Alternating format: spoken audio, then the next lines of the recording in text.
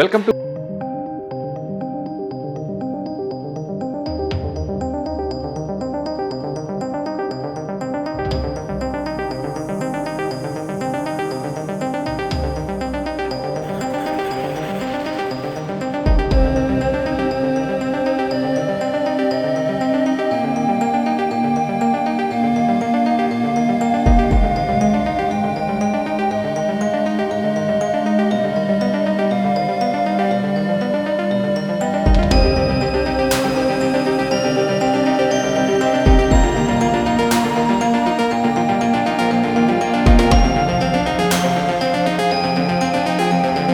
అయితే మెసేజ్లు పంపుతారో కొంచెం ఆలోచించాలి. మనకు డబ్బులు వస్తున్నాయి అంటే మనం విచక్షణ కోల్పోతాం. వీళ్ళ కంపెనీ లైక్స్ చేస్తే డబ్బులు ఇవ్వటం ఏంటి? సార్ ఓయూ రూమ్లో కప్పులు రూమ్ తీసుకున్నారనుకోండి, అదే టైంలో పోలీసు రైడ్ అయితే వాళ్ళ మీద కేసు అవుతాడు. భార్యాభర్తలు కాకపోయినప్పటికీ కూడా ఇద్దరు విల్లింగ్తో ఉంటే, అంటే ఆ లేడీని ఒక ఆర్గనైజర్ ఉండి అదే మోడ్లో ఓయూలో కూడా చేయొచ్చు కదా. చేయొచ్చు, అవకాశం ఉంది. ఇక్కడ పోయే కప్పుల్లో లేడీ ఫలానా వాడు ఆర్గనైజర్ ఉన్నాడు ఇందులో. ఇకపై సైబర్ క్రైమ్ మోసాలు జరగకుండాలంటే సింపుల్గా ఏం చెప్తాను? కొత్త వ్యక్తుల నుంచి మెసేజెస్ వస్తే బ్యాంక్ వెళ్ళి కనుక్కోవాలి. అట్లాగే జాబులు ఇస్తామని ఇంట్లో నుంచి కాలు బయట పెట్టడానికి ఇష్టపడలేదు. ప్రైవేట్ వ్యక్తులు పంపించే లింక్స్ క్లిక్ చేసి ఓపెన్ చేయాలి.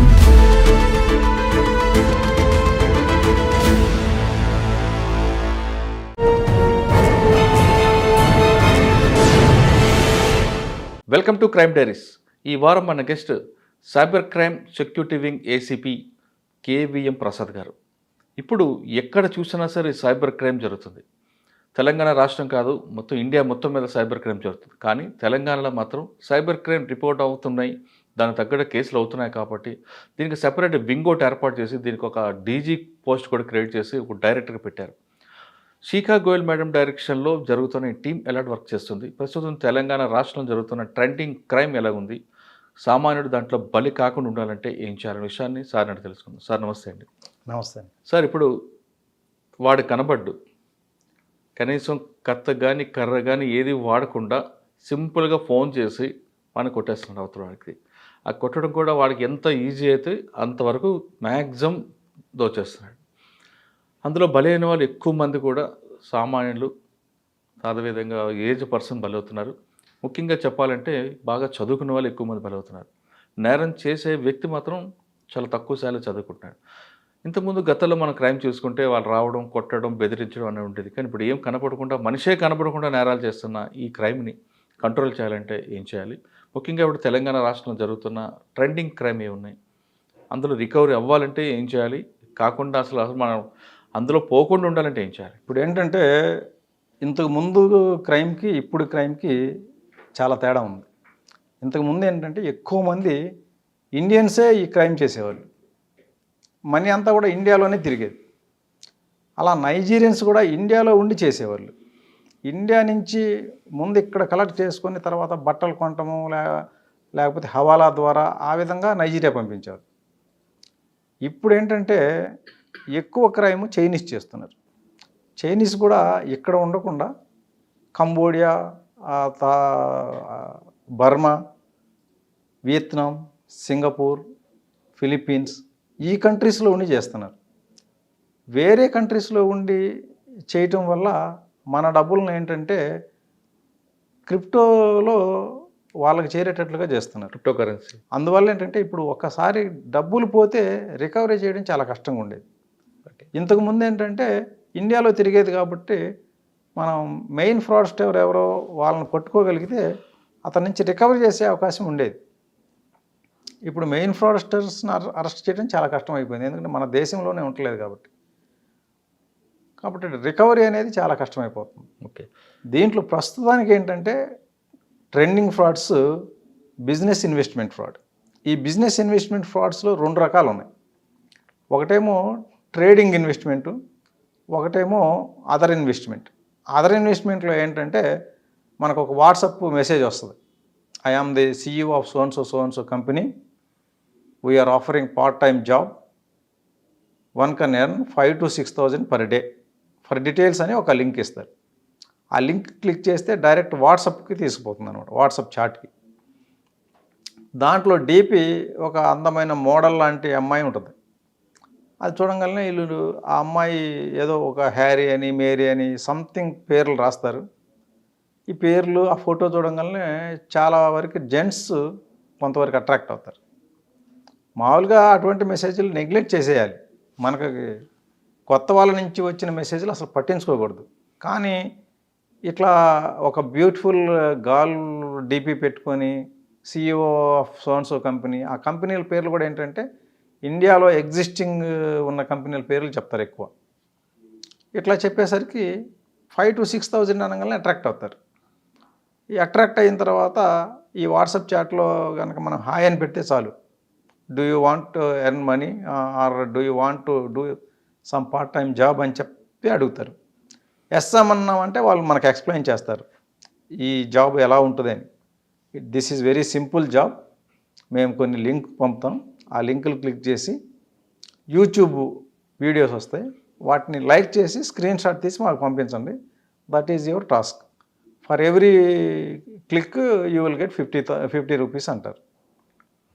లేదు కొన్ని మా కంపెనీ వస్తువులు మేము మార్కెట్ చేయాలి, అవి సేల్ చేసి ఆ స్క్రీన్ షాట్లు తీసి మాకు పెడితే సరిపోతుంది అని చెప్తారు. ఇట్లా రకరకాల టాస్క్స్ ఉంటాయన్నమాట. ఈ టాస్కులు చెప్పి ఫస్ట్ 3 లింకులు పంపుతారు. ఆ లింకులు పంపి వీళ్ళు వాటిని ప్లే చేసి లైక్ చేసి స్క్రీన్ షాట్స్ తీసి పంపగానే you have completed your task, you have got 150 rupees. To claim this 150 rupees please contact our receptionist over Telegram ID అని చెప్పి ఒక టెలిగ్రామ్ ఐడి ఇస్తారు. ఆ టెలిగ్రామ్ ఐడిలోకి వెళ్తే ఒక లేడీ ఉంటుంది, అక్కడ కూడా సేమ్ అక్కడ కూడా ఒక బ్యూటిఫుల్ డీపీతో ఉంటుంది. ఆ డీపీ చూసుకొని మన వాళ్ళు అక్కడ చాట్ చేస్తారు. చాట్ చేస్తే ఆమె మన అకౌంట్ డీటెయిల్స్, వీళ్ళ ఆధార్ కార్డు, పాన్ కార్డు, ఈ డీటెయిల్స్ అన్నీ కలెక్ట్ చేసుకొని 150 రూపీస్ వీళ్ళు ఇచ్చిన బ్యాంక్ అకౌంట్కి వేసేస్తుంది. వేసుకున్న తర్వాత మీరు ఫర్దర్ కంటిన్యూ కావడానికి నేను ఒక లింక్ పంపిస్తాను, ఆ లింక్ క్లిక్ చేసి మీరు అకౌంట్ ఓపెన్ చేసుకోండి అంటారు. లింక్ క్లిక్ చేసిన తర్వాత ఒక వెబ్సైట్ ఓపెన్ అవుతుంది. ఆ వెబ్సైట్ ఎట్లా ఉంటుందంటే మన ఇండియాలో ఉన్న కంపెనీస్ ఒరిజినల్ వెబ్సైట్ లానే ఉంటుంది. వీళ్ళు ఆ వెబ్సైట్ చూసుకొని ఓహో ఇది ఒరిజినల్ కంపెనీ వెబ్సైట్ అనుకొని దాంట్లో వీళ్ళు రిజిస్టర్ చేసుకుంటారు. రిజిస్టర్ చేసుకుంటే వీళ్ళకి ఒక అకౌంట్ క్రియేట్ అవుతుంది. తర్వాత అందులో ఆ వెబ్సైట్లోనే వీళ్ళకి ఇన్వెస్ట్ అనే ఆప్షన్ ఒకటి ఉంటుంది.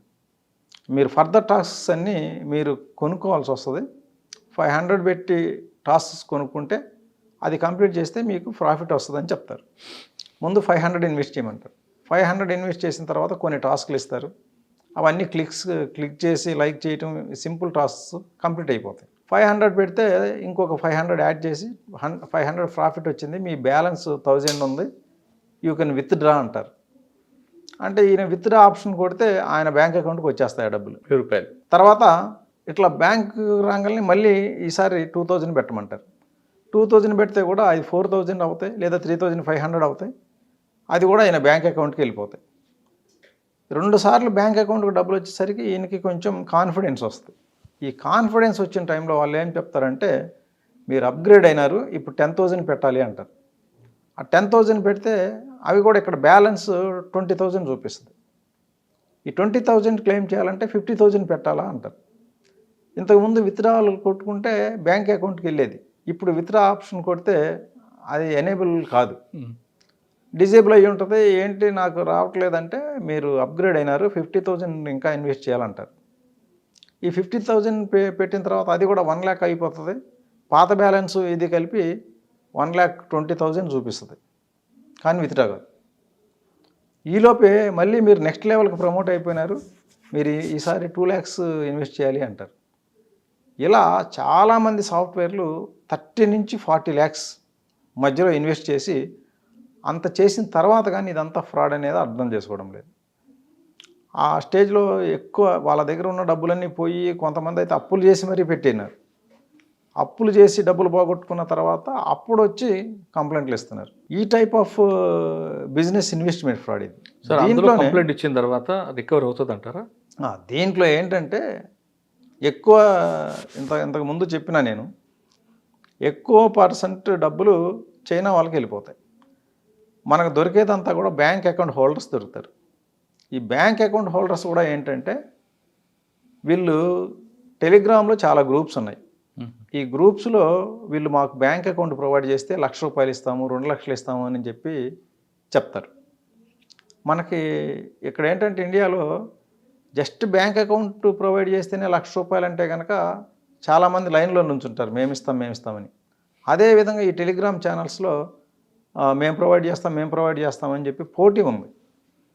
ఈ టెలిగ్రామ్లో అకౌంట్స్ ప్రొవైడ్ చేసే వాళ్ళు అప్రోచ్ అయ్యి వాళ్ళు ఏం చేస్తారంటే వాళ్ళ సొంత అకౌంట్ ప్రొవైడ్ చేయకుండా ఏదో అనామకుల చేత ఓపెన్ చేయించి వాడికి ఒక 5,000 10,000 ఇచ్చి ఓపెన్ చేయిస్తారు. ఓపెన్ చేయించి ఆ అకౌంట్ని తెచ్చి ఇక్కడ టెలిగ్రామ్లో పరిచయమైన వ్యక్తికి అప్పచెప్పేస్తారు. ఇతను ఫస్ట్ ఏమో ₹1,00,000 2,00,000 ఇస్తామని చెప్పి ఒప్పుకుంటారు. తర్వాత ఒక 20,000 ఇచ్చి తర్వాత ట్రాన్సాక్షన్ అయ్యే కొద్ది ఇస్తామంటారు. తర్వాత 1-2 డేస్లోనే హ్యూజ్ ట్రాన్సాక్షన్స్ అయిపోతాయి, ఆ అకౌంట్ క్లోజ్ అయిపోద్ది. అకౌంట్ క్లోజ్ అయిపోయింది నేను ఏమనంటారు. అదొక టైప్ ఆఫ్ చీటింగ్. ఫైనల్గా ఎవిడెన్సెస్ అన్నీనేమో అకౌంట్ హోల్డర్ మీద వస్తాయి. కాబట్టి ఎవరైనా సరే ఈ టెలిగ్రాముల్లో అక్కడెక్కడ అప్రోచ్ అయిన వాళ్ళకి అకౌంట్లు ప్రొవైడ్ చేయకూడదు. అకౌంట్లు ప్రొవైడ్ చేస్తే కనుక ఆ అకౌంట్ హోల్డరు ప్లస్ దానికి మధ్యవర్తిగా వర్తించిన ఏజెంటు వీళ్ళిద్దరు ఏంటంటే ఇండియాలోనే ఉంటారు, వీళ్ళు ఎక్కడికి బారు. కానీ వాడు టెలిగ్రామ్లో ఎక్కడి నుంచి అప్రోచ్ అయింది వీళ్ళకి తెలియదు. వాడు చైనా నుంచి అప్రోచ్ కావచ్చు, కంబోడియా నుంచి అప్రోచ్ కావచ్చు, దుబాయ్ నుంచి అప్రోచ్ కావచ్చు. కానీ వీళ్ళు బలవుతారు. మనకేంటంటే ఎవిడెన్స్ మాత్రం అకౌంట్ హోల్డర్ మీద ఎక్కువ ఉంటుంది. ఎందుకంటే వాడి అకౌంట్లో డబ్బులు పోతున్నాయి, ఆ అకౌంట్ కేవైసీ డాక్యుమెంట్స్ అన్నీ అతని పేరు మీద ఉంటాయి. నీ అకౌంట్కి డబ్బులు వచ్చినాయి, నువ్వు జుమ్మిదారి, అది ఏం చేసావు చెప్పు అంటే కొన్నిసార్లు తెలుస్తుంది, కొన్నిసార్లు తెలియదు కూడా అతనికి. ఎక్కడ పోయింది చెప్పడం కష్టం, ఎందుకంటే హ్యాండ్లింగ్ అంతా వేరే వాళ్ళు చేస్తారు. ఈ ఏజెంట్ ఎవరైతే ఉన్నాడో వీళ్ళు ఇంటర్నెట్ బ్యాంకింగ్ యూజర్ ఐడి పాస్వర్డ్లు వాళ్ళకి అమ్మేసుకుంటారు ఈ టెలిగ్రామ్ ఛానల్లో ఉన్న వాళ్ళకి. కాబట్టి ఎక్కడి నుంచో ఆపరేట్ అవుతాయి అవి. ఓకే, ఏమేమి ఆపరేషన్ జరుగుతుందో కూడా వీళ్ళకి సరిగ్గా అవగాహన ఉండదు. కానీ ఫ్రాడ్కి వాడుతున్నారు అనేది మాత్రం తెలుసు. కానీ ఇప్పుడు మీరు చెప్పినట్లుగా అకౌంట్ ప్రొవైడ్ చేస్తున్నాడు కానీ మధ్యవర్తి మీద కేసులు అవుతాయా? ఖచ్చితంగా అవుతాయి. మనం ఇప్పుడు ఎక్కువ మంది పట్టుకొని రిమైండ్ చేస్తున్నంత ఇటువంటి వాళ్ళని. ఏంటంటే మనం క్రైమ్ ఆపాలి అంటే ఇది తప్పదు. లేదంటే మనం వీళ్ళకి అరెస్టులు చేయకపోతే ప్రతి వాళ్ళు ఏం కాదు, ఎవరు అకౌంట్లు ప్రొవైడ్ చేసిన ఏం కాదు, డబ్బులు వస్తున్నాయి కాబట్టి మనం అకౌంట్లు కూడా ప్రొవైడ్ చేసేయచ్చని తెలిసి కూడా, ఎందుకంటే ఈ అకౌంట్ని ఫ్రాడ్లెంట్ యాక్టివిటీస్లో వాడతారని తెలిసి కూడా అందరూ అకౌంట్స్ ఇస్తున్నారు. సార్ ఈ క్రైమ్లో వెళ్ళకుండా ఉండాలంటే ఏం చేయాలి? ఒకవేళ మోసపోతే రికవరీ అవుతుందా అవదా? రికవరీ అంటే ఫాస్ట్గా కనుక కంప్లైంట్ చేస్తే మనం 1930 ద్వారా లేదు cybercrime.gov.inలో ఫాస్ట్గా కనుక కంప్లైంట్ చేసినట్లయితే దాంట్లో బ్యాంక్ నోడల్స్ అందరూ ఉంటారు కాబట్టి ఈ అకౌంట్లో నుంచి డబ్బులు ఎక్కడికి పోయినాయి ఆ అకౌంట్ని ఫ్రీ చేస్తారు. ఒకవేళ అక్కడి నుంచి కనుక వేరే అకౌంట్కి వెళ్ళి ఉంటే ఆ ఎక్కడికి వెళ్ళిందో ఆ థర్డ్ అకౌంట్ని కూడా ఫ్రీ చేస్తారు. లేదా అక్కడి నుంచి అట్లా second layer, third layer, fourth layer, fifth layer అట్లా ఫైనల్గా మనీ ఎక్కడైతే విత్డ్రా అయిందో అంతవరకు ఫ్రీ చేసుకుంటూ పోతారు. ఇట్లా ఫైనల్గా అమౌంట్ ఏమైంది, విత్డ్రా అయిందా లేకపోతే ఇంకా క్రిప్టోగా మారిందా, అక్కడి నుంచి ఫైనల్గా ఇక ఫర్దర్ ట్రాన్స్ఫర్స్ లేకుండా ఉండే అంతవరకు కూడా ట్రాక్ చేయటం జరుగుతుంది అన్నమాట. అంటే మన దేశం వరకు, మన దేశం దాటిందంటే యాక్చువల్గా ఏంటంటే మన దేశం దాటిపోవాలి అంటే కొన్ని రూల్స్ అండ్ రెగ్యులేషన్స్ ఉంటాయి.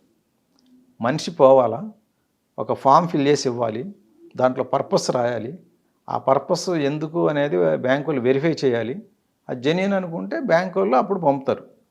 కానీ ఇందులో అకౌంట్ హోల్డర్ ఎక్కడో ఉంటాడు, అకౌంట్ హోల్డర్కి సరిగ్గా తెలియదు. ఒకవేళ అకౌంట్ హోల్డర్ బ్యాంకుకి వచ్చిన ఆ ఫామ్స్ ఫిల్ చేసేది అదంతా రికార్డ్ అవుతాయి. అందుకని ఫారిన్కి డైరెక్ట్గా అకౌంట్ నుంచి పంపరు, కాదు క్రిప్టోగా మార్చి పంపుతారు. ఓకే, మనం చెప్పిన క్రైమ్లో మనం అనుకున్న ఇన్వెస్ట్మెంట్ ఫ్రాడ్లో ఆయన ముందే తెలుసుకున్నాడు అనుకోండి, వెంటనే బ్యాంక్కి చెప్తాడు, అప్పటికి అది బ్యాంకులో చేతులు మారుతూ మన దేశం దాటి వెళ్ళింది అనుకోండి, దేశం వరకు అంటే బ్యాంకులు ఆపుతాయి, దేశం దాటి వెళ్ళిన తర్వాత దేశం దాటి వెళ్ళిపోతే మనీ రికవరీ అనేది చాలా కష్టం. ఓకే. ఎందుకంటే ఇప్పుడు ఫర్ ఎగ్జాంపుల్ దుబాయ్ పోయింది. దుబాయ్ పోతే దుబాయ్కి మనకి ట్రీటీ ఉంది. ఆ ట్రీటీ ద్వారా తెలుసుకోవాలి అంటే చాలా పెద్ద కేసెస్, 200 కోట్లు 300 కోట్ల ఫ్రాడ్స్ అయితే మనం మన కంట్రీ తరపు నుంచి వాళ్ళకు రిక్వెస్ట్ పంపించి అక్కడ మన టీం పోయి ఇన్వెస్టిగేట్ చేసుకుంటానికి, లేదా మన ఫైల్ అంతా వాళ్ళకి పంపిస్తే వాళ్ళే ఇన్వెస్టిగేట్ చేసి ఫైనల్గా ఎవరి అకౌంట్లోకి పోయింది, ఎవరు కల్ప్రిట్స్ అనేది తేల్చి వాళ్ళని మనకి ఎక్స్ట్రాడిషన్ ట్రీటీ ఉన్న కంట్రీస్ అయితే మనకి ఆ ముద్దాయిల్ని పట్టుకొని మన దేశానికి అప్పచెప్తారు. అంటే ముద్దాయిలో వస్తారా లేదా రికవరీ కూడా ఉంటుంది అంటారా? వాళ్ళు అక్కడ ఆ బ్యాంకుల్లో మనీ అట్లా ఉంటే కనుక అది రికవరీ చేసుకోవచ్చు, ఫ్రీజ్ చేస్తారు. అంటే చిన్న చిన్న అమౌంట్లు అయితే దానికి లేదు. కానీ ఇప్పుడు అక్కడ నుంచి కూడా తీసేస్తే కష్టం.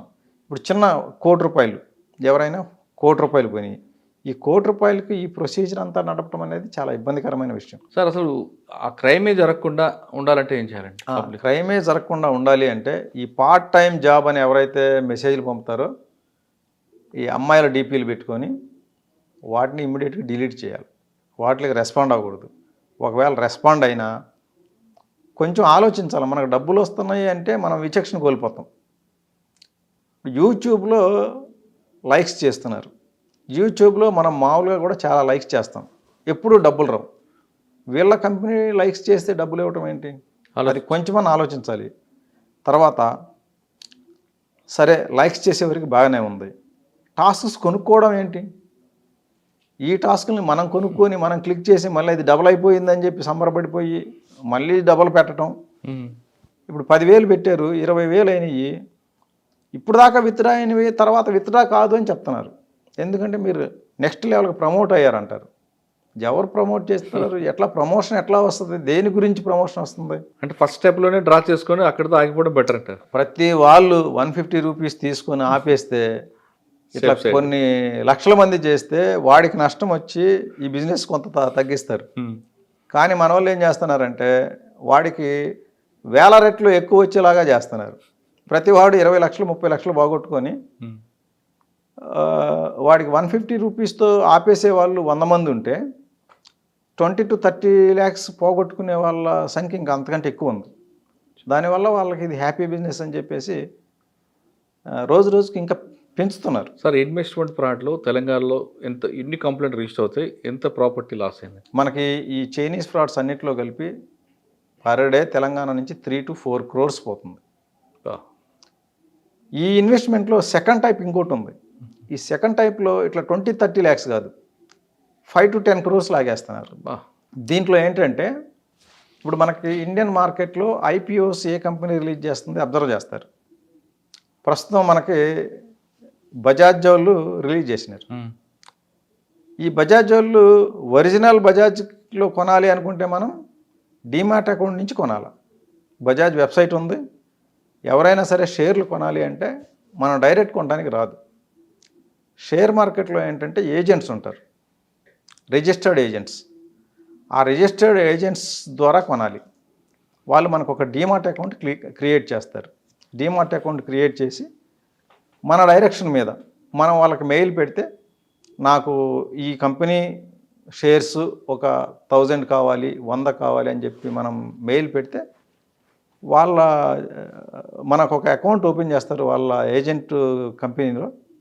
ఆ అకౌంట్కి డబ్బులు పంపాలి. డబ్బులు పంపితే ఆ డబ్బులకు సరిపడా ఆ షేర్లు కొని మన డీమాట్ అకౌంట్లో పెడతారు వాళ్ళు. దానికి వాళ్ళకి ఆ బ్రోకింగ్ కంపెనీస్ అంటారు వాటికి కొంచెం బ్రోకరేజే వస్తుంది. అదంతా అఫీషియల్, దీంట్లో ఏం మోసం ఉండదు. కానీ ఇప్పుడు వీళ్ళకి ఏంటంటే సేమ్ బజాజ్ కంపెనీ లాగా ఇప్పుడు గోల్డ్మెన్ సాక్స్ కంపెనీ అని చెప్పేసి, మ్యాన్ కంపెనీ అని ఒకటి, ICICI సెక్యూరిటీసు, వీటి మీద చాలా పెద్ద పెద్ద ఫ్రాడ్లు చేసినారు. అంటే రీసెంట్గా ఈ కంపెనీస్ అన్నీ కూడా IPOs రిలీజ్ చేసినాయి. అయితే వీళ్ళు ఈ ఇన్వెస్ట్మెంట్ ట్రేడింగ్లో ఎవరైతే ఉంటారో వాళ్ళందరికీ మెసేజ్లు పంపుతారు. మెసేజ్లు పంపి మేము ఇన్వెస్ట్మెంట్ అడ్వైజర్స్ని, మా కంపెనీ అడ్వైసెస్ తీసుకుంటే కనుక మీకు చాలా హ్యూజ్ ప్రాఫిట్స్ వస్తాయని చెప్పేసి మెసేజెస్ పంపి తర్వాత ఐసిఐసి తరపున మేమే చూస్తాము, బ్రోకరేజ్ అంతా మా కంపెనీనే చూస్తుంది. ఐసిఐసి సెక్యూరిటీస్ తీసుకుంటే కనుక మీకు ఫస్ట్ 100 షేర్ ఉంటే కనుక అది 50 రూపీస్కి ఇప్పిస్తాం మీకు. నెక్స్ట్ డే మార్నింగ్ మీరు కొన్న తెల్లారే అది 100 రూపీస్ చొప్పున మార్కెట్లో ఉంటుంది. అయితే దీనికి తక్కువ షేర్లు కొంటే కంపెనీ ఒప్పుకోదు. ఓకే. ఈ షేర్లు కొనాలి, ఇట్లా 50 రూపీస్ ఆఫర్ కావాలి అంటే కనుక హ్యూజ్ అమౌంట్ కొనాలి. ఒక 50 lakhs అబవ్ కొంటే కనుక మీకు ఈ ఆఫర్ వస్తుందని మభ్య పెడతారు. వీళ్ళు అది నిజమేనా నమ్మేసేసి 50 lakhs ఒక్కసారి తీసుకుంటాడు. మొన్న ఒక ఆయన కూకట్పల్లిలో ఉండే ఒక అతను ఇలా 4 కంపెనీస్లో ఒక్క కంపెనీలోనే 7.5 crores పెట్టేసినాడు. ఇట్లా 4 కంపెనీస్కి ఒకేసారి ముందు ఇట్లా ట్రేడింగ్ అని చెప్పి ట్రేడింగ్ ఎక్స్పర్ట్స్ మేము అడ్వైజర్స్ అని చెప్పి అప్రోచ్ అయ్యారు. తర్వాత మా దగ్గర ఈ కంపెనీ ఉంది ఆ కంపెనీ ఉందని చెప్పి 4 కంపెనీస్ తరపున 4 అప్రోచ్ అయ్యారు. 4 అప్రోచ్ అయితే ఈయన 4 నమ్మేశాడు. ఆ 4 కూడా వీళ్ళకి వెబ్సైట్ లింక్స్ పంపించారు. ప్రతి కంపెనీలో ఈయన లింక్ క్లిక్ చేసి ఈయన అకౌంట్ ఓపెన్ చేసుకొని షేర్లు కొనటం మొదలుపెట్టినారు. కొనటం మొదలుపెట్టేసి మొత్తం ఒక దాంట్లో 7.5 కోటి, ఒక దాంట్లో 3.5 కోటి, ఒక దాంట్లో 1 కోటి, ఒక దాంట్లో 1.5 crore, అలా మొత్తం 12 crores పెట్టాడు. 12.3 crore పెట్టిన తర్వాత అప్పుడు కానీ ఆయనకి అర్థం కాలే. 12 కోట్లు పెట్టిన తర్వాత కూడా ఇంకా పెట్టమని అడుగుతున్నారు.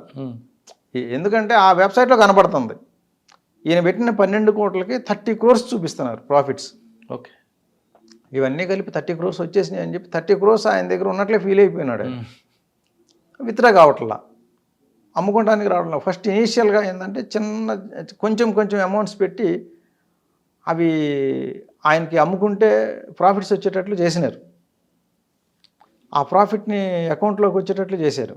ఆయన కాన్ఫిడెన్స్ వచ్చింది, ఓ ఇది జెన్యునే ఉందంతా, మనం కొంటే ప్రాఫిట్ వస్తుంది, ప్రాఫిట్ మన అకౌంట్లోకి వచ్చేస్తుంది కాబట్టి మనం కొనచ్చు అని చెప్పేసి ఈ విధంగా 12 కోట్లు అంత పెద్ద అమౌంట్ పెట్టేసిన తర్వాత చాలా వరకు అప్పులు చేసి మరీ తీసుకొచ్చి పెట్టినారు.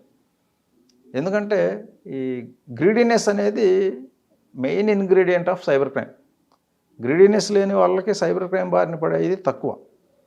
రెండోది ఏంటంటే ఫియర్. మనం సరైన అవగాహన లేకపోవటం వల్ల క్రైమ్ మీద ఎవరో ఒకళ్ళు మనకి ఫోన్లు చేసి భయపెడితే ఆ ఫియర్తో డబ్బులు వేయటం. ఈ ఇన్వెస్ట్మెంట్ కాకుండా నెక్స్ట్ స్టెప్ ఏంటంటే ఈ ఫియర్ తోటి క్రిమినల్ ఇంటిమిడేషన్ అనొచ్చు దీన్ని. వాళ్ళు ఏం చేస్తారంటే ఫస్ట్ కాల్ చేస్తారు. అది ఎట్లాగంటే రికార్డెడ్ కాల్లా వస్తుంది. ఇదేదో నిజమైన పోలీస్ డిపార్ట్మెంట్ వాళ్ళు కాల్ చేస్తున్నారు అని నమ్మించడానికి మామూలు కాల్స్ అయితే క్రిమినల్స్ చేస్తారని చెప్పేసి ఐవీఆర్ కాల్ లాగా వస్తుంది. వచ్చిన తర్వాత మీరు ఒకటి నొక్కండి అంటారు. ఒకటి నొక్కగానే ఒక అతను వచ్చి మేము ముంబై క్రైమ్ బ్రాంచ్ నుంచి మాట్లాడుతున్నాం, మీ ఫోన్ నంబర్ ఇదే కదా, అవునంటారు. అయితే మీ ఫోన్ నంబర్ ఇంకొక ఫోన్ నంబర్ కూడా తీసుకున్నారు, మీ ఆధార్ను బట్టి తీసుకొని మీ ఆధార్ను వాడి చాలా హ్యూజ్ స్కేల్ మనీ లాండరింగ్ అయ్యింది. ఒక ఫోన్ నంబరు తర్వాత ఒక బ్యాంక్ అకౌంట్ ఓపెన్ చేసినారు. కెనరా బ్యాంక్లో మీ సేమ్ పేరు, మీ ఆధార్, మీ పాన్ కార్డ్ డీటెయిల్స్ వాడి ఒక అకౌంట్ ఓపెన్ చేసి దాన్ని మనీ లాండరింగ్కి ఉపయోగిస్తున్నారు. కాబట్టి మీ మీద ఇక్కడ కేసు బుక్ అయింది, మీరు అర్జెంటుగా ముంబై రండి అంటారు. కేసు బుక్ అయింది అనగానే వీళ్ళకి భయం వేస్తుంది. అర్జెంటుగా ముంబై రండి అంటే ఇప్పుడు నేను రాలేను. ఎక్కువ వీళ్ళు ఏంటంటే ఏజ్డ్ పీపుల్ని టార్గెట్ చేస్తున్నారు. ఏజ్డ్ పీపుల్ ఏంటంటే వాళ్ళు fag and of the age service అయిపోయిన తర్వాత ఇక ముసలితనం గడపటానికి సర్వీస్లో సంపాదించిందంతా కూడా ఏదో ఒక రూపంలో డిపాజిట్ చేసుకొని పెట్టుకుంటారు. In the form of shares లేకపోతే in the form of fixed deposits. అవునండి. ఇలా బ్యాంక్స్లో సెక్యూర్ చేసుకొని పెట్టుకుంటారు. ఫ్యూచర్ ఇబ్బంది రాకుండా ఉండటం కోసం వాళ్ళ సేవింగ్స్ అన్నీ కూడా సేవ్ చేసుకొని పెట్టుకుంటారు. అటువంటి వాళ్ళని టార్గెట్ చేస్తున్నారు. వాళ్ళకి ఇట్లా బెదిరించి మీ మీద కేసు బుక్ అయింది, అర్జెంటుగా ముంబై రండి అంటారు. ముంబై రమ్మంటే వీళ్ళ ఉన్న పలంగా ముంబై రమ్మంటే కష్టం కదా. మేము ఇప్పుడు రాలేమండి, మాకు చాలా మాకు ఏజ్ సహకరించదు అంటే, అయితే మీకు స్కైప్ వీడియో కాల్లో మేము మీ స్టేట్మెంట్ రికార్డ్ చేయాలా అంటారు. వీళ్ళు సరే ఒప్పుకుంటారు. ఎందుకంటే తప్పదు, పోలీస్ డిపార్ట్మెంట్ అంటున్నారు, మీ మీద కేసు బుక్ అయింది అంటున్నారు, చాలా భయపెట్టేశారు కాబట్టి ఒప్పుకుంటారు. ఆ ఒప్పుకున్న తర్వాత వీడియో కాల్ చేస్తారు. ఒక పోలీస్ ఆఫీసర్ డ్రెస్లో ఒక అతను ఉంటాడు. అతను ఫేస్ చూయించకుండా కవర్ చేసుకుంటూ మాట్లాడుతుంటాడు వీళ్ళతో. ఒక సైడ్ నుంచి యూనిఫామ్ ఉంటుంది. వీళ్ళు చూసి అమ్మో యూనిఫామ్ ఉంది, పోలీస్ ఆఫీసరే అనుకుంటారు. ఇలా యూనిఫామ్లో మాట్లాడుతూ మీరు మనీ లాండరింగ్లో ఉన్నారు కాబట్టి ఇందులో బ్యాంక్ అఫీషియల్స్ కూడా ఇన్వాల్వ్ ఉంది, మీరు ఈ విషయం మేము క్రైమ్ బ్రాంచ్ నుంచి కాల్ చేసిన విషయం ఎవ్వరికి చెప్పకూడదు, ఇది కేసు సిబిఐ దగ్గర ఉంది అని చెప్పి ఇంకొక అతనికి ట్రాన్స్ఫర్ చేస్తారు. కాల్ సిబిఐ ఆఫీసర్ ట్రాన్స్ఫర్ చేస్తున్నామని. ఆ సిబిఐ ఆఫీసర్ ఏ లెవెల్లో భయపడతాడంటే ఇంకా మీది మొత్తం క్లోజ్ అయిపోతుంది, మీ ఫండ్స్ గిన్స్ అన్నీ సీజ్ చేసేస్తాం, అసలు మీకు సాయంత్రం వచ్చి అరెస్ట్ చేసేస్తాం అన్న టైప్లో భయపెడతాడు. భయపెట్టి మీ ఇప్పటి వరకు మీరు సేవ్ చేసిన ఎన్నెన్ని ఉన్నాయో లిస్ట్ చెప్పండి అంటాడు. వీళ్ళు అమాయకంగా వీళ్ళు సేవ్ చేసినవి మొత్తం లిస్ట్ చెప్పేస్తారు. అవన్నీ రాసుకున్న తర్వాత ఇప్పుడు మేవన్నీ 5 కోట్లు వచ్చినాయి, ఈ 5 కోట్లు మేము ఆర్బీఐ అకౌంట్స్ ఇస్తాం 3, ఆ 3 ఆర్బీఐ అకౌంట్స్కి ట్రాన్స్ఫర్ చేయాలి. ట్రాన్స్ఫర్ చేసిన తర్వాత మేము వెరిఫై చేస్తాం మనీ లాండరింగ్లో ఉన్నవా లేవా అనేది. వెరిఫై చేసిన తర్వాత మీరు ఏమి ఇన్వాల్వ్మెంట్ లేదు అనుకుంటే వాపస్ చేస్తాం, లేకపోతే మీరు కేసు ఫేస్ చేయాల్సి వస్తుంది. ఆ కేసు అంతా ట్రయల్ అయిన తర్వాత వస్తాయి డబ్బులు, అప్పటి వరకు డబ్బులు రావని చెప్పి భయపెట్టి మా దగ్గర బ్యాంకులో పెద్ద ఏం లేవు, మేమన్నీ ఫిక్స్డ్ డిపాజిట్ చేసామంటే ఇమ్మీడియట్లీగా ఆ ఫిక్స్డ్ డిపాజిట్లన్నీ బ్రేక్ చేసి మీ అకౌంట్లో వేసుకొని మేము ఇచ్చే 5-6 అకౌంట్లకు ట్రాన్స్ఫర్ చేయండి అంటారు. ఇవన్నీ ఆర్బీఐ అకౌంట్స్ అని చెప్తారు. అవన్నీ ఏంటంటే ఆ ట్రేడర్స్ ఈ ట్రేడర్స్ అని ప్రైవేట్ అకౌంట్స్, కరెంట్ అకౌంట్స్ ఉంటాయి. కరెంట్ అకౌంట్లకి అసలు ఆర్బీఐకి సంబంధం ఏంది అనేది ఎవరు ఆలోచించడం లేదు. ఎందుకంటే వీళ్ళు కొంచెం ఏజ్డ్ పీపుల్. తర్వాత ఈ భయంతో ఉంటారు.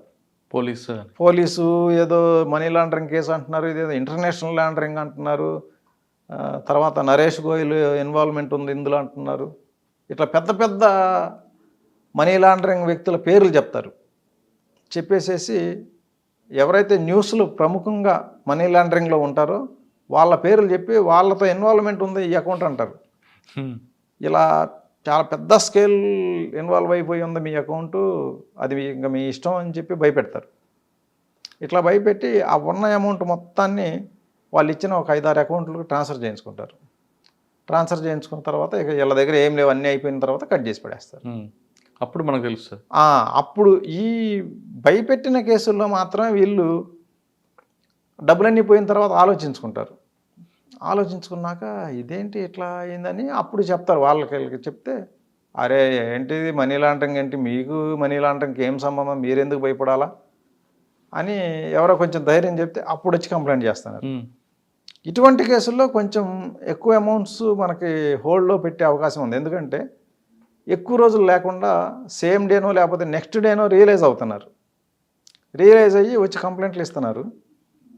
కంప్లైంట్లు ఇచ్చిన వెంటనే మనకి అమౌంట్ను మనం చాలా వరకు ఫ్రీజ్ చేయగలుగుతున్నాం. అసలు కంప్లైంట్ ఇవ్వకుండా ఉండాలంటే ఏం చేయాలండి? అసలు కంప్లైంటే ఇవ్వకుండా ఉండాలంటే ఇటువంటి కాల్ ఎప్పుడైతే వచ్చిందో వెంటనే పోయి లోకల్ పోలీస్ స్టేషన్లో కంప్లైంట్ ఇవ్వాలి. రైట్. ఇట్లా అసలు నాకు నా సర్వీస్ అంతా ఇట్లా ఫెయిర్గా నడిచింది, ఇప్పుడు ఎవడో ఫోన్ చేసి నాకు మనీ లాండరింగ్ అంటున్నాడు, ఇది పక్కా ఫేక్ కాలే, లేదు మీరు వెరిఫై చేయండి అని చెప్పి లోకల్ పోలీస్ స్టేషన్లో అప్రోచ్ అవ్వాలి. ఓకే. మనం ఎవరు ఏది చెప్పినా భయపడిపోతే కనుక ఈ లోకంలో బతకడం కష్టమవుతుంది. సార్ కొంతమందికి ఏజ్డ్ పర్సన్స్కి ముంబై పోలీస్ అంటూ లేదంటే కోల్కతా పోలీస్ అని కాల్ చేస్తూ మీరు ఆల్రెడీ డిజిటల్ అరెస్ట్ చేసాం, మీరు బయటికి రాలేరు, డిజిటల్ అరెస్ట్ లేకుండా ఉండాలంటే పలానా అమౌంట్ ఏంటంటే ఒక కాల్స్ వస్తున్నాయి. అది ఇవే ఇప్పుడు నేను చెప్పిన ఈ ట్రేడింగ్ ఫ్రాడ్లోనే ఈ డిజిటల్ అరెస్ట్ ఏంటండి? డిజిటల్ అరెస్ట్ అంటే ఏం లేదు, ఫోన్లో అరెస్ట్ చేయటమే. మీరు చెప్తున్నారు కదా ఇక్కడ ఆల్రెడీ కేసు బుక్ అయిందని, ఇప్పుడు మీరు డిజిటల్ అరెస్ట్లో ఉన్నారు అంటే మా పర్మిషన్ లేకుండా మీరు ఎక్కడికి కదలటానికి కూడా లేదు. డిజిటల్ అరెస్ట్ అంటే అది. మీరు ఎవరితో మీ కుటుంబ సభ్యులతో కూడా మాట్లాడటానికి లేదు. ఎందుకంటే మీరు ఎప్పుడు కూడా ఈ కాల్ కనెక్ట్లోనే ఉండాలి. మేము ఏదైతే వీడియో కాల్ చేసామో ఆ కాల్ కట్ చేశారంటే మీరు అరెస్ట్ అయిపోతారు. మేము ఫిజికల్గా వచ్చి అరెస్ట్ చేస్తాం. అంటే అంతవరకు డిజిటల్ అరెస్ట్, అంతవరకు కూడా డిజిటల్ అరెస్ట్. మేము చెప్పే వరకు డిజిటల్ అరెస్ట్ కొనసాగుద్ది. ఈ లోపు మీరు కనుక మీ ఇంట్లో అదర్ ఫ్యామిలీ మెంబర్స్ తోటి లేదా బ్యాంక్ మేనేజర్స్ తోటి వాళ్ళతో వీళ్ళతో మాట్లాడినారు అంటే కనుక డిజిటల్ అరెస్ట్ పోయి ఫిజికల్ అరెస్ట్ అవుతుంది. అసలు చేసుకోరా డిజిటల్ అరెస్ట్ అంటే? చేసుకుంటే ఏం చేసుకుంటారు, ఏం చేసుకోలేదు. డిజిటల్ అరెస్ట్ అనేది ఏముంటుంది చెప్పండి? నిజంగా డిజిటల్ అరెస్ట్ అనేది ఉందా? అదే అడుగుతా. ఊరికే మాటల్లో భయపెట్టడానికి డిజిటల్ అరెస్ట్ అనేది. యాక్చువల్ డిజిటల్ అరెస్ట్ ఏమి ఉండదు. డిజిటల్ అరెస్ట్ ఏంది, ఎవడన్నా ఫిజికల్గా వచ్చి మనల్ని పదా నేను పోలీస్ స్టేషన్ తీసుకెళ్తా అంటే అప్పుడు భయపడాలా, పక్కన వాళ్ళకి చెప్పాలి. కానీ ఫోన్లో డిజిటల్ అరెస్ట్ అంటే దానికి అసలు మీనింగే లేదు. మనం ఊరికే భయపడేవాడికి భయపెట్టడమే ఇది, అంతే తప్ప ధైర్యంగా ఉన్నవాడికి డిజిటల్ అరెస్ట్ ఏంది, ఫిజికల్ అరెస్టే ఏం చేయలేదు. సార్ ఇది కాకుండా ఇంకేమున్నాయి ట్రైనింగ్? ఇది సెకండ్ టైప్. తర్వాత దీంట్లోనే చైనీసే ఇప్పుడు ఏంటంటే మ్యాట్రిమోనియల్లో ప్రొఫైల్స్ క్రియేట్ చేస్తున్నారు. ప్రొఫైల్ క్రియేట్ చేసి ఇయర్లీ అబౌట్ 12 crores వరకు డబ్బులు పోగొట్టుకోవడం జరిగింది. దీంట్లో ఏంటంటే మ్యాట్రిమోనియల్ సైట్లో జీవన్ సాథీలో పరిచయం అయినారు. పరిచయం అయ్యి ఆ ప్రొఫైల్స్ చూసిన తర్వాత ఈయన కూడా బాగా లైక్ చేసినాడు, ఆమె కూడా బాగా లైక్ చేసింది. ఆమె ఏదో నేను చాలా కరోడుపతిని అని చెప్పింది. ఈయన కూడా ఒక డాక్టర్, ఈయన కూడా బాగా వెల్ సెటిల్డ్ అని చెప్పినాడు. అయితే ఒక పని చెయ్యి, నేను ప్రస్తుతానికి ఒక ఇన్వెస్ట్మెంట్ కంపెనీలో పనిచేస్తున్నా, మా కంపెనీలో ఇన్వెస్ట్ చేస్తే కనుక నీకు అసలు చాలా విపరీతమైన లాభాలు వచ్చేస్తాయని చెప్తే ఆయన నమ్మేసినాడు. నమ్మేసేసి ఇట్లా 2-3 కంపెనీస్లో ఆమె చెప్తా పోయింది, ఈయన ఇన్వెస్ట్ చేసుకుంటా పోయినాడు. 12 కోట్లు పోయిన తర్వాత ఆయనకు అర్థమైంది ఇదంతా ఫేక్, ఈ మ్యాట్రిమోనియల్ అలయన్స్ అంతా డూప్ చేయడానికే తప్ప ఇదంతా నిజం లేదనేది. మ్యాట్రిమోనియల్ దీంట్లో కూడా మనకి ఎవరైతే ప్రొఫైల్ పెట్టుకుంటారో వాళ్ళే కాల్ చేస్తే సస్పెక్ట్ చేయాలి. మ్యాట్రిమోనియల్ అలయన్స్లో మనం ముందు ఒప్పుకునేటప్పుడు వీడియో కాల్కి ప్రెస్ చేయాలి. వీడియో కాల్లో కూడా ఇప్పుడు ఆర్టిఫిషియల్ ఇంటెలిజెన్స్ ఉపయోగించి చైనా వాళ్ళు ఏంటంటే టెక్నాలజీలో చాలా ఫాస్ట్ ఉంటారు. ఈ ఆర్టిఫిషియల్ ఇంటెలిజెన్స్ ఉపయోగించి వాళ్ళు దొంగ వీడియో కాల్స్ క్రియేట్ చేసి కూడా మాట్లాడతారు. కాబట్టి మనం వీడియో కాల్ చేసినప్పుడు అందులో మనం కొన్ని సైన్స్ చేయాలి, మనం బాగా అబ్జర్వ్ చేయాలి. ఏఐలో ఏంటంటే ఫీలింగ్స్ ఉండవు. ఆ ఫీలింగ్స్ మనం మాట్లాడేటప్పుడు ఎట్లా ఉన్నాయి గమనించాలి. ఎందుకంటే మన ఫీలింగ్కి అనుకూలంగా ఉండే ఫీలింగ్స్ ఏఐ కూడా చేయగలుగుతుంది. కానీ మనం మామూలుగా మాట్లాడేటప్పుడు హాయ్ ఒకసారి నీ చెయ్యెత్తు అనాల. చెయ్యెత్తు అంటే ఆర్టిఫిషియల్ ఇంటెలిజెన్స్తో దానికి అంటే బాగా అడ్వాన్స్డ్ ఆర్టిఫిషియల్ ఇంటెలిజెన్స్ ఉంటే తప్ప లేకపోతే చేయలేరు. అది లెఫ్ట్ హ్యాండ్ ఎత్తు, రైట్ హ్యాండ్ ఎత్తు, ఇట్లా మనం కొన్ని ఇవి చేయటం వల్ల ఇది ఆర్టిఫిషియల్ ఇంటెలిజెన్స్ కాదు, మనం రియల్ వ్యక్తితోనే మాట్లాడుతున్నాం అని కన్ఫర్మ్ చేసుకోవచ్చు. దొంగలైతే కనుక ఖచ్చితంగా మనం చెప్పిన పనులు చేయలేరు, అసలు వీడియో కాల్ ఒప్పుకోరు. ఈ చైనీస్లో కూడా నేను చూసిన కేసుల్లో అసలు ఒక్కళ్ళు కూడా వీడియో కాల్ మాట్లాడాలి. వీడియో కాల్కి ఒప్పుకోరు అసలు వాళ్ళు. ఎందుకంటే వీడియో కాల్ ఒకవేళ ఒప్పుకున్నా కూడా టైం చెప్పి ప్లాన్ చేస్తారు. ఇట్లా మనం చెప్పేటప్పుడు ఏంటంటే వీడియో కాల్స్ అట్లా ప్లాన్ చేసే టైం ఇవ్వకుండా సడన్ కాలింగ్ చేయాలి. సడన్ కాల్ చేసినప్పుడు వాళ్ళు కట్ చేస్తున్నారంటే మనం అర్థం చేసుకోవాలి ఇదంతా ఫేక్, ఆర్టిఫిషియల్ ఇంటెలిజెన్స్ వాడి ఏఐ తోటే చేస్తున్నారు తప్ప ఇది రియల్ కాల్ కాదు అనేది గమనించాలి. సార్ ఇందులోనే ఇంకొక ఫ్రాడ్ కనిపిస్తుంది. ఒక అమ్మాయి వస్తుంది నోట్ కాల్ చేయడం, ఆ విధంగా కూడా ఎక్స్ట్రాక్షన్ చేస్తున్నారు. ఇప్పుడు ఇదిగో ఇంతకుముందు ఏంటంటే రాజస్థాన్ నుంచి కొంత క్రిమినల్స్ చేసేవాళ్ళు ఇది. సిలిగురి కూడా వస్తుందట కదా? రాజస్థాను సిలిగురి 2 పార్ట్లు నుంచి చేసేవాళ్ళు ఇది. ఇప్పుడు ఇది కూడా చైనా వాళ్ళు లాగేసుకున్నారు. ఈ మెథడ్ కూడా చైనా వాళ్ళు లాక్కొని కంబోడియా, ఈ లావోసు, తర్వాత మన ఓల్డ్ బర్మా, అక్కడ నుంచి మియన్మార్, ప్రస్తుతం మనం మియన్మార్ అంటున్నాం, ఈ మియన్మారు, లావోసు, కంబోడియా, కొన్ని కాల్ సెంటర్స్ వియత్నాం, ఫిలిప్పీన్స్లో కూడా ఉన్నాయి. ఇటువంటి వాటి దగ్గర నుండి క్రియేట్ చేస్తారు. ఒక డీపీ పెట్టి మంచి అందమైన, వీళ్ళకి ఏంటంటే మనం కంబోడియా నుంచి రిటర్న్ వచ్చిన వాళ్ళని ఎగ్జామిన్ చేస్తే కూడా తెలిసింది ఏంటంటే ఒక సోషల్ మీడియా వింగ్ పని ఏంటంటే వాళ్ళు గూగుల్లో నుంచి సెలబ్రిటీస్ ఫొటోస్ కాపీ చేయటం, ఆ ఫొటోస్నే ఇక్కడ డీపీస్గా వాడతారు. వాటితోటే దొంగ ప్రొఫైల్స్ క్రియేట్ చేస్తారు. ఇన్స్టాగ్రామ్లో, ఫేస్బుక్లో దొంగ ప్రొఫైల్స్ క్రియేట్ చేస్తారు. అట్లాగే వాట్సాప్లో కూడా అదే ఫేస్బుక్లో ఏదైతే ప్రొఫైల్ ఉందో ఆ పిక్నే వాట్సాప్ డీపీగా పెడతారు. ఫస్ట్ ఫేస్బుక్ ద్వారా ఫ్రెండ్ రిక్వెస్ట్లు పంపుతారు, చాట్ చేస్తారు. చాట్ చేసిన తర్వాత వాట్సాప్కి రమ్మంటారు. వాట్సాప్లో కూడా సేమ్ డీపీ ఉంటుంది. అక్కడ చూసిన తర్వాత అక్కడ వీడియో కాలింగ్ మొదలు పెడతారు. వాళ్ళేమో మనకి సేమ్ ఇదే ఆర్టిఫిషియల్ ఇంటెలిజెన్స్.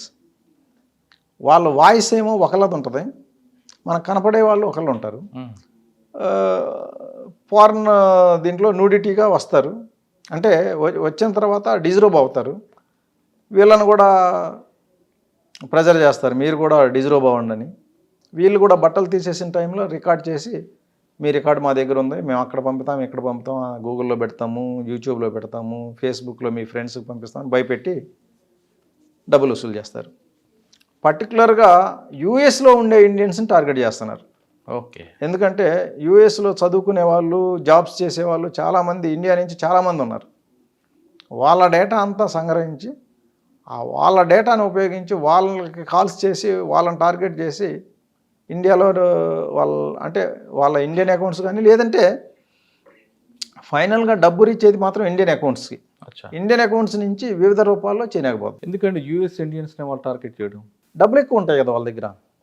ఇప్పుడు సెక్స్టార్షన్లో ఏంటంటే, సెక్స్టార్షన్స్కి ఎక్కువ అట్రాక్ట్ అయ్యేది ఏంటంటే యూత్ 30-45 ఈ బిలో వాళ్ళు. 60-70 వాళ్ళు అట్రాక్ట్ అయినా వాళ్ళు చాలా జాగ్రత్తగా ఉంటారు.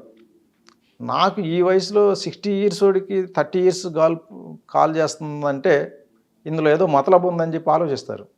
అదే 25 years వాడు అయితే అదేం ఆలోచించరు. నేను ఎంగున్నా నాకు కాకపోతే ఇంకెవరికి కాల్ చేస్తారు వీడియో కాల్స్ అని చెప్పి వాళ్ళు ఏంటంటే, నేను ఎంగున్నా కాబట్టి నాకు అట్రాక్ట్ అయిపోయి ఉంటారులే, అందుకనే వీడియో కాల్కి ఒప్పుకున్నారని అనుకుంటాడు. ప్లస్ వీళ్ళకి ఏంటంటే యూఎస్లో ఉండే వాళ్ళకి ఇండియాలో ఉన్న 25 years వాళ్ళ దగ్గర డబ్బులు ఉండవు. వాళ్ళకి అప్పుడే జాబులు వచ్చి ఉంటాము, లేకపోతే ఇంకా జాబులు రాకుండా జాబ్ కోసం ఎతుక్కునే సెర్చ్లో ఉంటాం, ఇట్లా ఉంటుంది. యూఎస్లో ఉండే వాళ్ళు ఏంటంటే వాళ్ళంతా జిఆర్ఈ రాసిపోవాలి. జిఆర్ఈ రాసిన వాళ్ళంతా కూడా బ్రైట్ స్టూడెంట్స్ ఉంటారు. వీళ్ళకి కోర్స్ కంప్లీట్ అయిపోతేనే ఇమీడియట్ జాబ్లు వచ్చేస్తాయి. అక్కడ జాబ్ వచ్చింది అంటే 100K per annum అనే ప్యాకేజ్ కంపల్సరీ ఉంటుంది. 100K per annum సంపాదించేవాడికి ఏంటంటే 2-3 లక్షలు ఖర్చు పెట్టడం పెద్ద ఇబ్బంది కాదు. అందువల్ల ఎక్కువ యూఎస్ స్టూడెంట్స్ని టార్గెట్ చేస్తారు.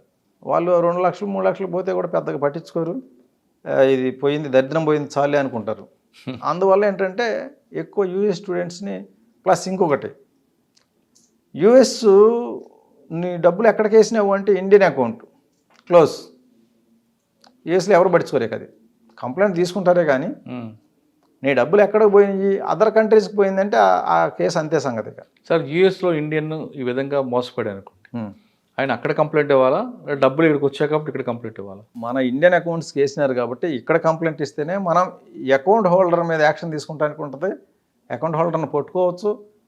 తర్వాత అసలు ఆ అకౌంట్లో పడిన డబ్బులు ఎక్కడ పోయినాయి అనేది ఎంక్వైరీ చేస్తాం. విక్టిమ్ అక్కడ ఉంటాడు కదా యూఎస్లో. విక్టిమ్ ఉన్నా సరే ఇండియన్ లా ప్రకారం మనం కంప్లైంట్ ఇక్కడ ఇవ్వచ్చు. అక్కడ ఇవ్వచ్చు, ఇక్కడ ఇవ్వచ్చా, లేదా అక్కడ కూడా ఇవ్వచ్చు. అక్కడ ఇవ్వటం వల్ల ఏమీ యాక్షన్ ఉండదు. ఒకటే, డబ్బులు ఎక్కడ పోయినాయి ఇండియా అకౌంట్, ఇండియాకి క్లోజ్. కాల్ ఎక్కడి నుంచి వచ్చింది? ఇండియా నుంచి రావచ్చు, లేదా అదర్ కంట్రీస్ నుంచి రావచ్చు. Other country close. అమెరికా నుంచి కాకుండా బయట కంట్రీస్ నుంచి కాల్స్ రిసీవ్ చేసుకున్నావు, మోసపోయావు అంటే అది నీ తప్పి అంటారు అక్కడ. అది ఎవడు చేయమన్నాడు? ఈ బోర్డర్లో ఎన్ని కంప్లైంట్ వస్తుంటాయి అంటే తక్కువ. ఎందుకంటే మనకి అమెరికాలో మోసపోయిన వాళ్ళు మళ్ళీ తలకాయ నొప్పి అంతా ఎందుకులే ఇక్కడ పోలీస్ దాకా పోవటం అని చెప్పేసి ఎవరు కంప్లైంట్ చేయడం లేదు. ఇవి కానీ మన దగ్గర ఉంటాయి ఈ తరహా నేరాలు. మన దగ్గర చాలా ఉన్నాయి. రాజస్థాన్ వాళ్ళు చేస్తున్నారు ఎక్కువ. రాజస్థాన్, ఈ సిలిగురి వాళ్ళు, కొంతమంది ఇప్పుడు బీహార్ వాళ్ళు కూడా తయారైనారు. వీళ్ళు చేస్తున్నారు. వీళ్ళు చేసేవి లోకల్గా చేసే ఫ్రాడ్స్ ఉన్నాయి.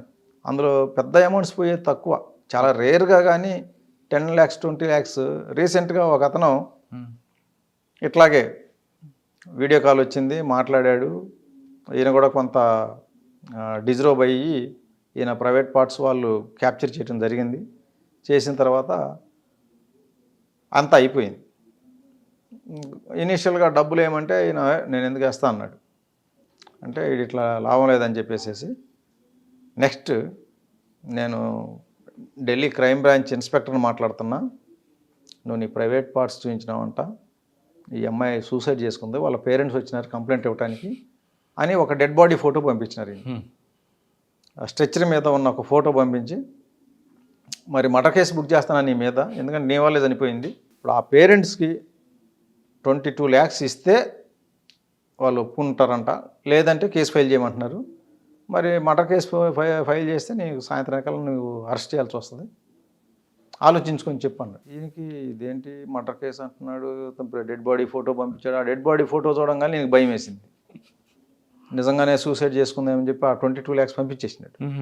పంపించేసిన తర్వాత క్లోజ్ అయిపోయింది. తర్వాత మళ్ళీ కూడా అడిగినారు, ఇంకా ఈయనకు అర్థమైపోయింది ఇది 22 lakhs సెటిల్మెంట్ అని మళ్ళీ డబ్బులు అడగడం ఏంటని చెప్పేసి ఈయన కొంచెం గట్టిగా మాట్లాడితే ఇంకా వాళ్ళు కూడా క్లోజ్ చేసేసారు. ఆ తర్వాత వచ్చి కంప్లైంట్ ఇవ్వడం జరిగింది. ఇట్లా ఇక్కడ అటువంటి కంప్లైంట్ రిజిస్టర్ చేసిన తర్వాత రికవరీ ఉంటుంది అంటారా? ఇక్కడ రాజస్థానీస్ ఏంటంటే వితిన్ 5 minutes ఆ అకౌంట్ నుంచి వేరే అకౌంట్లో కొట్టేస్తారు. అక్కడి నుంచి 1 hourలో డబ్బులు డ్రా చేసేస్తారు. 26 lakhsని క్యాష్ డ్రా చేయడం కష్టం. అందుకని వీళ్ళ దగ్గర ఏంటంటే రాజస్థాన్ క్రిమినల్స్ దగ్గర అకౌంట్స్ సప్లై చేసే గ్యాంగ్స్ ఉన్నాయి. ఈ గ్యాంగ్స్ ఏంటంటే ఫేక్ అకౌంట్స్ అంటే డాక్యుమెంట్స్ అన్నీ దొంగవి క్రియేట్ చేసి ఆ దొంగ డాక్యుమెంట్స్ ఉపయోగించి అకౌంట్స్కి ఓపెన్ చేస్తారు. ఆ అకౌంట్స్ అన్నీ ఫ్రాడ్స్లో వాడుతుంటారు అనమాట. ఈ ఫ్రాడ్లో చేసే వాళ్ళకి కమిషన్ మీద సప్లై చేస్తారు. అంటే ఈ డబ్బులన్నీ అటు ట్రాన్స్ఫర్ కొడతారు. అటువంటి అకౌంట్లకు ట్రాన్స్ఫర్ కొట్టేసి అక్కడి నుంచి డ్రా చేసేసుకుంటారు. దీంట్లో ఏంటంటే అకౌంట్స్ సప్లై చేసిన వాళ్ళకి కొంతమంది సప్లయర్స్ ఏమో డబ్బులు పడిన దాని మీద మాకు కమిషన్ కావాలంటారు. కొంతమంది ఏమో నీ ఇష్టం, నీకు అకౌంట్ ఇచ్చేస్తా, నువ్వు ఎన్ని కోట్లైనా వేయించుకో, అందులో నాకు లంసమ్గా ఒక అమౌంట్ 1 lakh 2 lakhs ఇచ్చేసాయి, అకౌంట్ నువ్వు తీసేసుకో, నీ ఇష్టం, నీ ఓపిక, నువ్వు కంప్లైంట్ రాకుండా ఎంత వేయించుకున్నా సరే అకౌంట్ నడుస్తూనే ఉంటుంది. కాకపోతే వీటిలో ఏంటంటే ఇప్పుడు అందరికీ కూడా NCRP మీద చాలా అవగాహన వచ్చింది. 1930 కాల్స్ చేయటం, లేకపోతే cybercrime.gov.inలో కంప్లైంట్ చేయటం అనే దాని మీద చాలామందికి అవగాహన వచ్చింది. అవగాహన రావడం వల్ల ఏంటంటే వెంటనే కంప్లైంట్ చేస్తున్నారు. 2 days 3 days కంటే ఎక్కువ అకౌంట్స్ నడవడంలో 2-3 daysలో ఫ్రీజ్ అయిపోతున్నాయి. ఓకే. ఇప్పుడు ఈ చైనీస్ ఏంటంటే ఒక కరెంట్ అకౌంట్ ఇస్తే 1 dayలోనే 5-6 crores వేయించేస్తారు అందులో.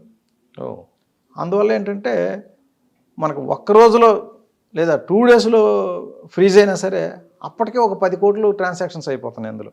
సార్, ఈ నేరాలు కాకుండా ఓయో రూమ్స్ ముసుగులో కొంతమంది అసాంఘిక కార్యక్రమాలు చేస్తున్నారని, ఓయో రూమ్స్ ఉన్నాయి, వాటిని అడ్డాగా పెట్టుకోవడానికి ప్రధాన కారణం ఏంటి? అసలు ఓయో రూమ్ బుక్ చేయాలంటే ఏం చేయాలండి? నిబంధనలు ఏం చెప్తుంటాయి? ఓయో రూమ్ బుక్ చేయాలంటే ఏంటంటే ఎవరైనా సరే మేజర్ అయ్యి ఉండాలి. ఎక్కువ ఓయో రూమ్స్ బుక్ చేసుకునే వాళ్ళంతా కపుల్స్ బుక్ చేసుకుంటున్నారు. కపుల్స్ బుక్ చేసుకున్న తర్వాత వాళ్ళు ఓయో యాప్ ఉంది, యాప్ ద్వారా కొన్ని ప్రైవేట్ యాప్స్ కూడా ఉన్నాయి, అవి కూడా ఓయో రూమ్స్ బుకింగ్ని అలో చేస్తాయి. ఈ వాళ్ళు అఫీషియల్గానే రాస్తున్నారు కపుల్స్ ఆర్ ఇన్వైటెడ్ అని. అంటే విల్లింగ్ కపుల్స్, ఒకళ్ళు విల్లింగ్నెస్ ఉన్న కపుల్స్కి అలో చేస్తారు వాళ్ళు.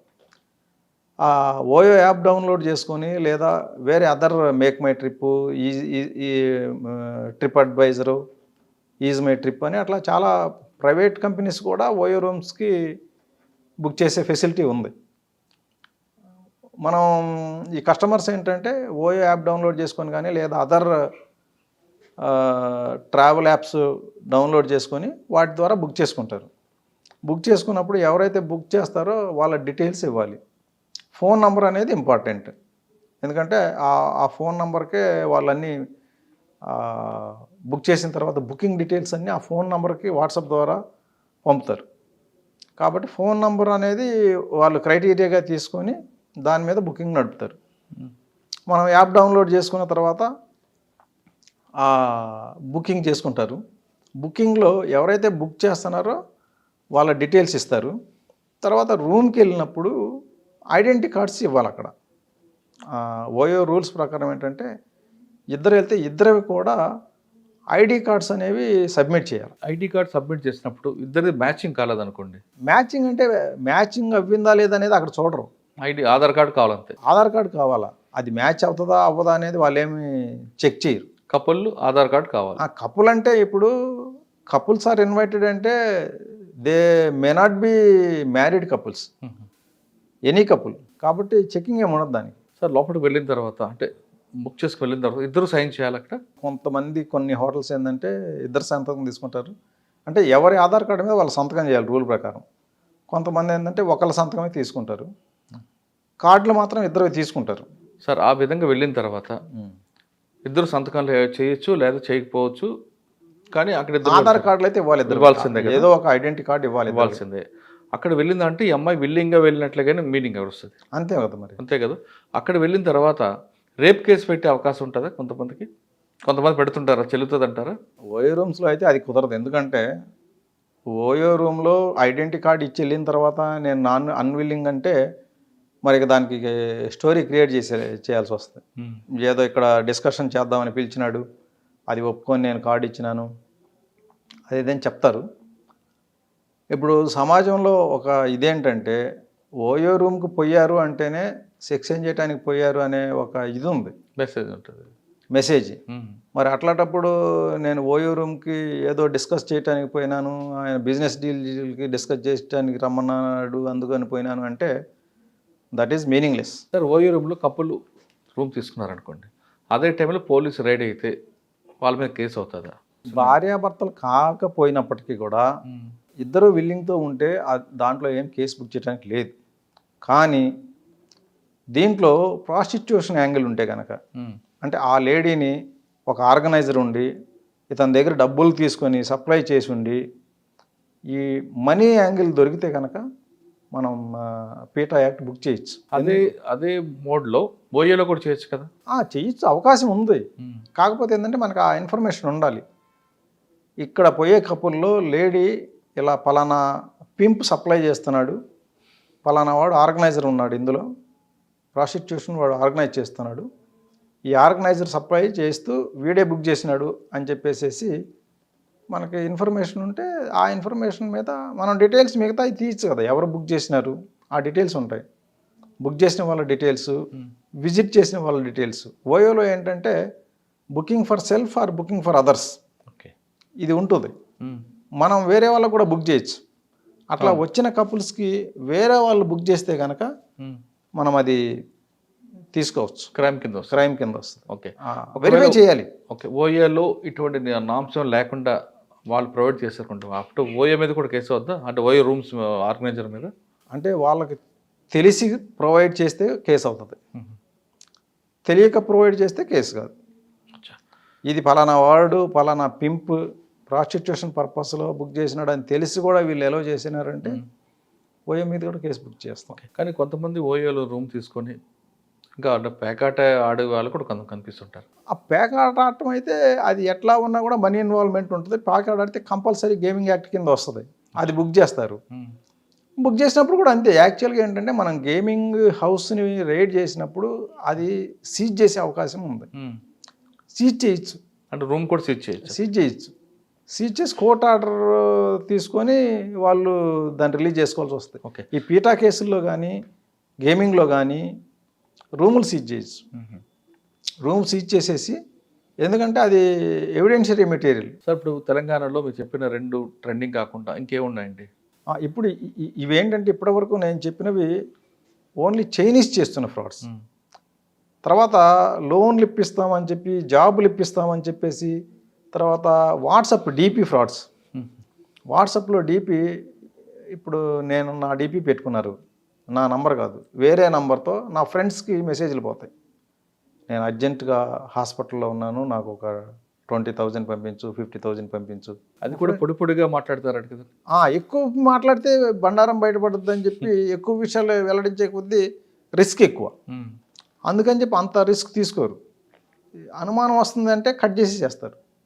వీళ్ళకేంటంటే టైం బౌండెడ్, ఒక రోజులో మనం ఎంతమందిని దోచుకున్నాం అనేది లెక్క ఉండాలి. అందువల్ల ఏంటంటే ఒకడే ఊరికే సోది పెట్టి డబ్బులు వేయకుండా గంట సేపు చాటింగ్ చేస్తే వాళ్ళకి అది బ్లాక్ చేసేస్తారు. ఆ నంబర్ని టార్గెట్ ఉంది. వాళ్ళకి మరి డే అంతా వేస్ట్ చేసుకొని నలుగురితో మాట్లాడి నలుగురి దగ్గర డబ్బులు ఏం చేసుకోకపోతే వేస్ట్ కదా. ఇది చైనీస్ అయితే కనుక చాలా టైం బాగుండు. Time is precious. టైంలోనే జరగలేదు. ఊరికే రోజంతా చార్జ్ చేసి ఎవరు డబ్బులు వేయలేదు అంటే వేస్ట్ కదా. అందువల్ల ఏంటంటే చాలా టైం లిమిట్స్ పాటిస్తారు. ఓకే. జాబ్ ఫ్రాడ్స్ ఏంటంటే రకరకాల జాబ్స్. విప్రో కంపెనీలో జాబ్ ప్రొవైడ్ చేస్తాము అని చెప్పేసి మేము Shine.com నుంచి మాట్లాడుతున్నాం, Monster.com నుంచి మాట్లాడుతున్నాం అని చెప్పి కాల్స్ చేస్తారు.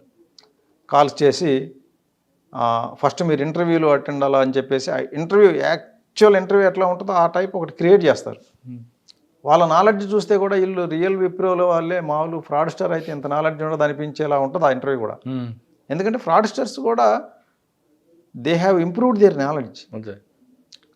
సాఫ్ట్వేర్ స్కిల్స్ కూడా తెలిసిన వాళ్ళని పెట్టుకుంటారు అందులో. ఏమి తెలియకుండా చీట్ చేయటం కూడా కష్టం కదా. అందువల్ల ఏంటంటే వాళ్ళు తప్పు చేస్తున్నా కూడా వేరే వాళ్ళకి అనుమానం రాకుండా చేయాలి. దానికోసం అన్ని స్కిల్స్ని డెవలప్ చేసుకుంటారు వాళ్ళు. చేసుకొని ఒక న్యాచురల్ ఇంటర్వ్యూ కండక్ట్ చేస్తారు. అది అయిపోయిన తర్వాత ఆఫర్ లెటర్ దగ్గర అంతా అయిపోయింది, సెలెక్ట్ అయినావు, కానీ ఆఫర్ లెటర్ ఇవ్వడానికి మా హెచ్ఆర్ మేనేజరు పైసలు అడుగుతున్నాడు, మనకు ₹1,00,000 ఇస్తే కానీ ఇవ్వడు అని పెడతారు. ఆ తర్వాత నీకు మెడికల్ ఎగ్జామినేషన్ ఫీజు ఒకటి ఉంటుంది, అదొక 20,000 కట్టాలంటారు. తర్వాత ల్యాప్టాప్ ఇస్తాము, దీనికి ఒక 50,000 కట్టాలని ఇట్లా ఏదో వంకలు చెప్పేసేసి డబ్బులు లాగేస్తారు. ఇట్లా ఎవరైనా సరే హెచ్ఆర్ డబ్బులు అడిగినాడు, వేరే అదర్ ఎంప్లాయీ డబ్బులు అడిగినాడు అంటే అది ఫేకే. తర్వాత ల్యాప్టాప్ ఛార్జెస్ మనకి ఇవ్వాలి కదా సార్, వాళ్ళు మనకి ఇవ్వాల్సింది. మనకి అట్లా చెప్తారు, ఇది బ్యాక్ డోర్ పాలసీలో చేస్తున్నాము. బ్యాక్ డోర్ పాలసీలో ఏంటంటే నీకు శాలరీ చాలా పిచ్చి ఉంది, 50,000 యాక్చువల్గా ఇంత ఉండదు ఈ పోస్ట్కి, కానీ నీకు హెచ్ఆర్ హెల్ప్ చేసి నీకు ఇంత శాలరీ వచ్చేట్టు చేస్తారు. మరి హెచ్ఆర్కి నువ్వు ఇన్ రిటర్న్ హెచ్ఆర్కి కూడా హెల్ప్ చేయాలా, ఉట్టిగానే చేయడం ఆయనది. కాబట్టి ఆయనకు ఒక 2 lakhs 3 lakhs ఇస్తే నీకు పోస్ట్ కన్ఫర్మ్ అయిపోద్ది, నీకు హ్యాపీగా నువ్వు ఎన్ని రోజులు చేసుకున్నా సరే కంటిన్యూ చేసుకోవచ్చు అని ఇట్లా మభ్య పెడతారు. తర్వాత ల్యాప్టాప్ ఛార్జెస్ అంటారు. ల్యాప్టాప్స్ అనేవి ఏ కంపెనీలో మనం జాయిన్ అయినా ఫ్రీగానే ఇస్తారు, కానీ ఇక్కడ మాత్రం ల్యాప్టాప్ ఛార్జెస్ అంటారు. ఇంకోటి ఏం చెప్తారంటే, యాక్చువల్గా నీకు ఇచ్చే ల్యాప్టాప్ 1.5 lakh కాస్ట్, ఇది మేము దీని కాస్ట్ కలెక్ట్ చేయట్లే, ఓన్లీ ఇది సెక్యూరిటీ డిపాజిట్. నువ్వు కంపెనీ నుంచి మానేసేటప్పుడు నువ్వు ల్యాప్టాప్ రిటర్న్ చేస్తే ఈ సెక్యూరిటీ వాపస్ ఇచ్చేస్తాం, సెక్యూరిటీ డిపాజిట్ని. అందువల్ల నీకు ఈ 50,000 అడుగుతున్నాం, లేకపోతే దీని కాస్ట్ కాదు మేము అడుగుతుందని చెప్పి టర్న్ చేస్తారనమాట. నీకు ల్యాప్టాప్ కోసం 50,000 కట్టాలి అంటే అదేంది ల్యాప్టాప్ ఫ్రీగా ఇస్తారు కదా అని అడుగుతారు. ల్యాప్టాప్ ఫ్రీనే, కాకపోతే సెక్యూరిటీ డిపాజిట్ అది నువ్వు కంపెనీ తీసుకొని పారిపోయినావు అనుకో, మాకు 1.5 lakh ల్యాప్టాప్, అది మరి కంపెనీకి లాస్ అయింది కదా, అందుకని 50,000 సెక్యూరిటీ డిపాజిట్ పెట్టాలి దానికని చెప్తారు. సార్, మొత్తం మీద మోసాలు అనేవి జరుగుతున్నాయి. ఇకపై సైబర్ క్రైమ్ మోసాలు జరగకుండా అంటే సింపుల్గా ఏం చెప్తారు? సింపుల్గా ఒకటే, కొత్త వ్యక్తుల నుంచి మెసేజెస్ వస్తే నెగ్లెక్ట్ చేసేసేయాలా. తర్వాత లోన్లు ఇస్తాము, జాబులు ఇస్తాము అని చెప్పి వాళ్ళు మనకు కాల్ చేస్తే కనుక, ఇప్పుడు ఐసిఐసి నుంచి కాల్ చేస్తున్నా నేను లోన్ ఇస్తాను అన్నాడు, ఐసిఐసి బ్యాంక్కి వెళ్ళాలా, బ్యాంక్ వెళ్ళి కనుక్కోవాలి. అట్లాగే జాబులు ఇస్తామన్నారు, ఆ జాబులు ఇచ్చే వాళ్ళు కూడా ప్రతి వాళ్ళు ఒక కంపెనీ పేరు చెప్తారు, ఆ కంపెనీకి ఫిజికల్గా వెళ్ళాలి. ఇప్పుడు మన వాళ్ళు ఏమైందంటే ఇంట్లో నుంచి కాలు బయట పెట్టడానికి ఇష్టపడలేదు.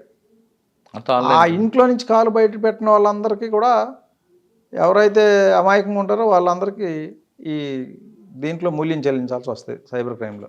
ఓకే. కాబట్టి ఈ చిన్న చిన్న టిప్స్. తర్వాత మనం ఏ వెబ్సైట్ ఓపెన్ చేసినా సరే ప్రైవేట్ వ్యక్తులు పంపించే లింక్స్ క్లిక్ చేసి ఓపెన్ చేయకూడదు. ఎందుకంటే ప్రైవేట్ వ్యక్తులు పంపించే లింక్స్ ఓపెన్ చేస్తే ఫేక్ వెబ్సైట్స్ ఓపెన్ అవుతాయి, చూడటానికి సిమిలర్గానే ఉంటాయి, ఒరిజినల్ లానే ఉంటుంది అది, కానీ ఫేక్ వెబ్సైట్స్ ఓపెన్ అవుతాయి. ఆ ఫేక్లో మనం వాళ్ళు చెప్పినవన్నీ చేసేసి ఇదే ఒరిజినల్ అనుకొని నమ్మేసేసి ఇప్పుడు ఇన్వెస్ట్మెంట్ ఫ్రాడ్స్లో అదే అవుతుంది. కాబట్టి ఎప్పుడు కూడా వేరే వ్యక్తులు పంపించే లింక్స్ ద్వారా వెబ్సైట్స్ ఓపెన్ చేయకూడదు, గూగుల్లో సెర్చ్ చేసి ఓపెన్ చేయాలి తప్ప. అలాగే బ్యాంకింగ్ వెబ్సైట్స్ కూడా వేరే వాళ్ళు పంపించిన యాప్స్ ఓపెన్ చేస్తే సేమ్ యాక్సిస్ బ్యాంక్ లాంటి యాపే ఓపెన్ అయ్యిద్ది. మనం డీటెయిల్స్ ఎంటర్ చేసామంటే అవన్నీ వాడికి పోతాయి, వాడు ఒరిజినల్ వెబ్సైట్లో వాడు ఓపెన్ చేసుకుంటాడు మన అకౌంట్ని.